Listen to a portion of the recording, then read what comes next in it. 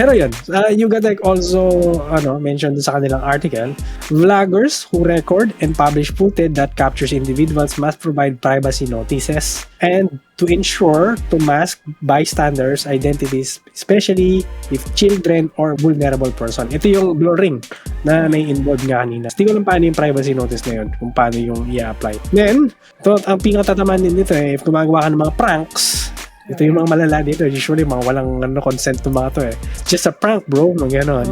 Or mga surveys, interviews, you'll need to get permission from the people you are shooting. Otherwise, you have to blur them, basically. Actually, this includes yung mga bystanders. Napansin ko yun in the good vloggers or the good content creators, yun nga nagpa-prank, nakikita ko yung ibang pinaprank nila blurred, yung iba hindi blurred. So, obviously, tinanong nila yung tao. Hindi, artista yung mga yun. Alam ko, sabihin ko wow, boss. Obviously, tinanong kung pwede upload. Artista pa lang. Yeah, usually sa ibang bansa artist yung mga hinahin nila for pranking para wala nang issue gano'n. Kasi may mga issue na binaril sila. Pag nag-event pala tayo niyan, lalo na diba nag-i-interview tayo, so starting niyan, dapat meron palang kailangan natin mo.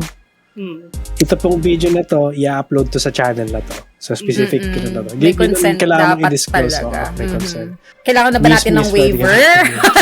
Kailangan na ba natin ng waiver? As long as may consent sila na kasi usually interviews naman yung ginagawa ganun. Pero yung mga public events, siguro yung mga likod na lang ipapakita ko. Kasi hindi ko rin alam paano nilang i-implement yung batas na to Self-report pa siya or something or paano yung dito. Sa dami ng content creator. Sa dami or take down na lang yung video. And then yung violations kasi can lead to civil or administrative penalties based dun sa data privacy law. This could lead from 1 to 3 years of jail and a fine on starting ng 500k to 2 million pesos. Hindi ko lang kung per person to or per violation. Like, what the hell? Sobrang laki naman yan. Para sa akin, hindi makatarungan yung na yan, fine na yan. Yung fine na yan, ginagatas. Ito yung nakakaano kasi dyan. Alam kasi nila na madami, lalo na yung mga kilalang vlogger, alam nilang malakas ang kitaan. Ayan na, hinahanapan na. Yun lang yung nakakainis dyan sa rule na yan. Okay, sana yung intentions nila. Pero kung may behind dun sa intentions nila na ganyan, hindi na nakakatuwa. Sa totoo lang. Noong una, okay pa ako, diba? Pero nung nalaman ko yung fine, OA po yan. Ano yung pumatay ba sila ng tao? Diba? Yun yung mga alam mo yun, exage, yung 500k to 2 million pesos. Paano kung yung... Starting yun Kaya nga, yun pa yung nakakatawa doon, starting, what the hell? Parang... walang sorry? Like, yun na nga, paano kung yung nagkamali is wala naman siyang pera. Aksidente lang naman yung hindi naman siya aware about this rule. Tapos may nag-report or may nakakita. Tapos, yun siya, it's either makulong siya, tapos, or magbayad. Like, too much. I am pretty sure na maraming hindi aware sa rule na to. Like, I am 100% sure. I know, exactly. Kaya, panoorin nyo tong content namin para maging aware kayo, guys. Future vloggers, panoorin nyo to. Ito yung anong tawag dito? Hook niya. Alin? Yun nga, yung pa dito nung binabasa ko yung rule set dun sa PDF file. Dalawang PDF file yun kasi it's jumping around dun sa Philippine National Privacy Commission at saka yung Data Protection Act. Dalawang document yun na nagpapasahan sila na you refer to ganun. Grabe, napaka-confusing nung explanation nila.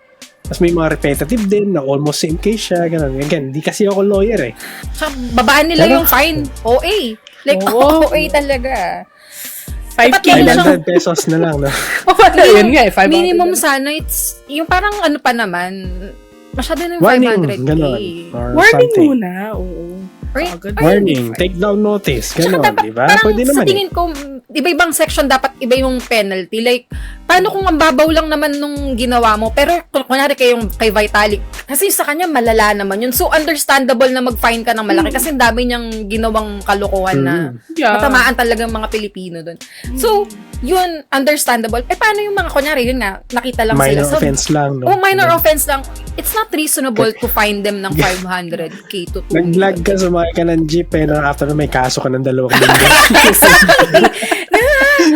Tsaka yung mga ibang malalaking content creators, sigurado babantayan nila yung mga yan. Kasi alam nila may pambayad yung mga yan. So, hello. 2 million views. Kaya na sila. Yes. Okay, check natin. Anong violation nito? Mga ganun. 1 peso per view. Ako yun nakasumplero na yun. Yun. Hindi naman pala siya. Oo. Grabe to. Pero yeah, yun lang po yung information na nakalap namin dito. Tingnan natin ano yung mga nasa comments. Masaya ba kayo? Bad trip ba kayo? Teka lang, ang dami. Teka lang, ha? Oh. Ayaw na mag-vlog. Charot na joke lang. Yeah, public area, walang expectation sa privacy. Yung rule does not explicitly say about sa public areas eh. Unfortunately. Parang lahat covered siya. Yep, pero pag may income na involved, dapat may release order, diba? Good point. Live stream ang mahirap dyan kapag usapang blurring ang mga tao. Yeah, that's true. Paano may blur nga pala pag live stream? Ayun. Ay, oo, yun pa. So, huwag ka na Baka mag-live yan stream. ang i-regulate na pagdating sa streaming. Not sure kasi vloggers. Pag filming kasi legal. May site permit. Yep. Yung may MTRCB approved, tama ka. Yep. Iba yun. Ibang filming na talaga yun. Hindi vlogging. Vlogging kasi hindi ka nakastream yun. So, I think targeted talaga is vlogs. Ang vlogs, upload sa tax lang. Tama lang na i-regulate yan para sa akin kasi bakit ba nila ginagawa para yung purposes ta? Yung iba yung mga bad intentions talaga, yung for pranking purposes or to yung representan na bad faith argument na lumabas na may mukha talagang ginawa itong mali ng tao na to pero hindi pala. Ganun. For example, yung sa SM, yung babae yung sasampagita, di ba? May 2 sides of story yun, pero lumabas lang yung isa. Yes, exactly.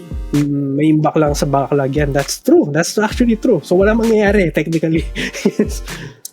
Secretary, tapos biglang nag-drop yung camera, nakita mo lumulutang yung vlogger. Yun ang content. Gusto niya sa likod ng camera, this will be uploaded na makikita. Yep. Diyan ka na lang mag-vlog, Shell, sa cemetery. Oh my God.